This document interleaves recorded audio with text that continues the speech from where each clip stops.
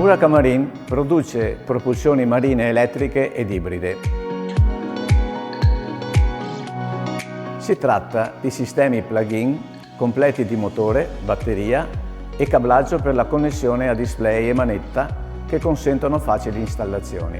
La potenza massima degli attuali fuoribordo è di 35 kW, mentre per gli entrobordo arriva fino a 50 kW.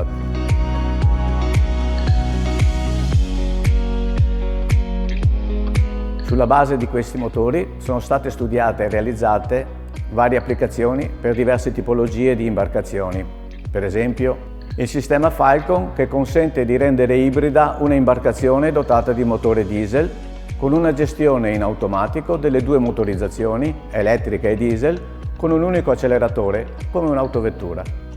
Il sistema idrogetto elettrico per i tender degli yacht, imbarcazioni che devono avere ingombri limitati sia in altezza che in lunghezza per essere anche trasportati a bordo.